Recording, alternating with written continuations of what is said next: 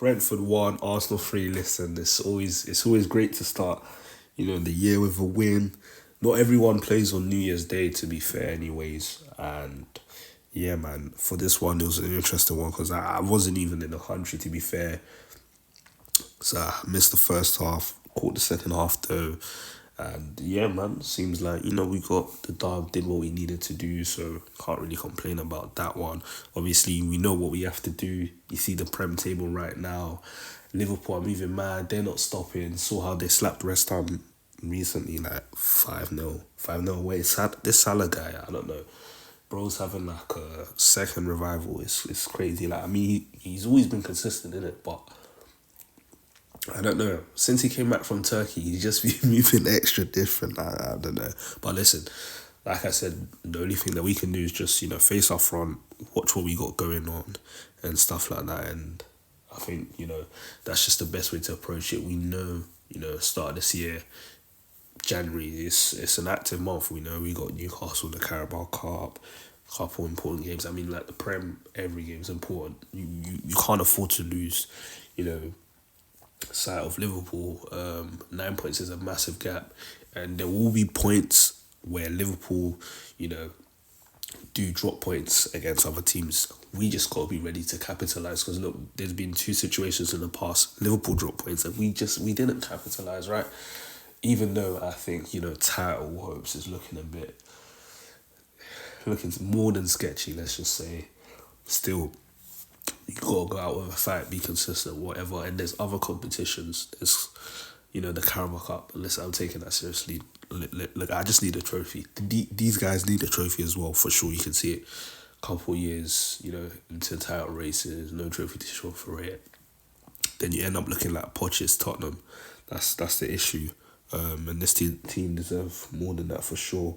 And Arteta, this is his sixth year. We're in 2025 now. This is his sixth year technically. So, listen, we need the trophies to show up for sure. But yeah, good way to start the year. 3-1 win, and yeah, can't complain. But let's just get into it. I've had time to think about it. I thought about it, and I'm like, low key, or even like this is not even low key. I'll take him by Arsenal. Facts. To rotate with Saka on the right hand side, yeah. And this season he's moving mad.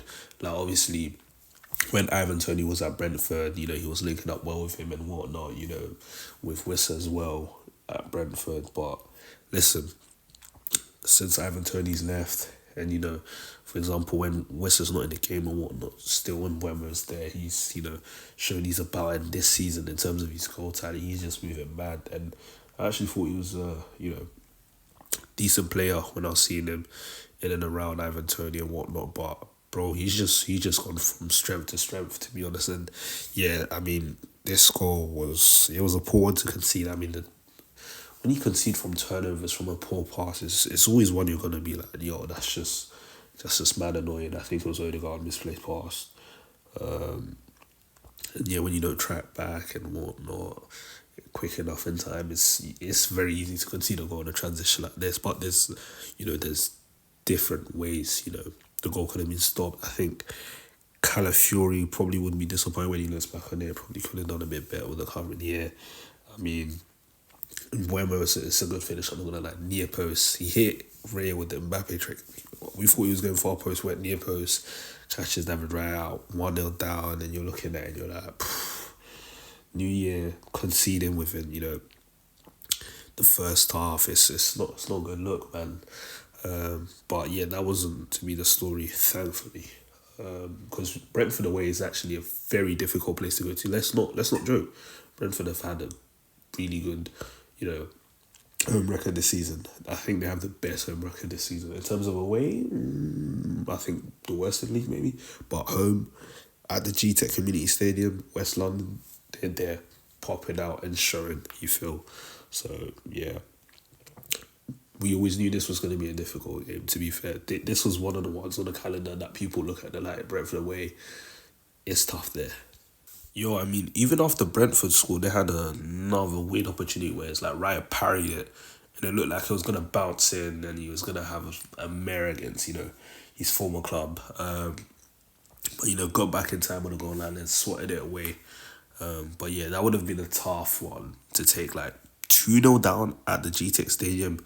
That might be a good night thing. I'm not gonna lie. That's a sweet chin music like Shawn Michaels. You might just be out. You know, it's a tough one. Obviously, 2-0 is a dangerous scoreline in football, but you know, I think at the GTEC Stadium and considering the pressure Arsenal's under this and that, and I know what this team is like under pressure. 2-0 down, that's a very difficult one. But thankfully, this didn't go in, and we move, and that's the fan margins, right? Goal line clearance for Raya sorts it away. We end up going to score and equalise. That's just it, really. Yeah, what can I say? Hey, the boy Gabby Jesus, he's cooking, man. I mean, to start the year off like this with a goal for him, this is wavy, man. I can't lie. This is what, like 6 goals, in these past couple games. He's doing his thing. I can't lie. And listen, party short. He was on hand. Ready to get the rebound. Well timed run, diving header, 1-1. Continue. Do you get what I'm saying? Back in the game, equalising within the first half. This is how we do it. And if you actually look at it, he scored crucial goals, in the past couple of games. Obviously, the hat trick against Crystal Palace in the second half, that was a beautiful hat trick, and that got us to the semi final of the Carabao Cup. And then we played Crystal Palace away midweek. Beautiful, first half brace from Gabriel Jesus. Obviously, the first one was the one that opened, the scoring of the game. The second one was the one, to put us 2-1 ahead after Palace and equalised. So crucial goals he's scoring, right? And even, the goal that he scored today, to equalise things up, bring us level, he's taking responsibility and he's scoring goals at important times, great times, right? It's all well and good, scoring goals when the team's 5-0 up or 4-0 up or whatever, but in crucial times that's what you need, especially of your striker. So can't ask for much more of him. And yeah, I've got a better love story than Romeo and Juliet, Arsenal and set pieces. Every time there's a set piece, like, it feels like a penalty. I'm not even gonna lie to you, like, set pieces. Other teams must see it as a free hit, like, if Arsenal scores, it is what it is. They're just moving mad with set pieces. It doesn't matter if it's rebounds, it doesn't matter if it's Gabriel Magalhaes, latching onto a header. It doesn't matter if it's like a well-worked routine and the back post cross or front post. It just, the variation is just, it's crazy. And the way we kind of like congregate across, different areas, different zones, to ensure that, we attack. It's just, it's a beautiful sight to behold. And it's like, I don't know why this is always, a thing where it's like, oh, when Arsenal do it, it becomes a revelation. People have to complain this and that and whatnot.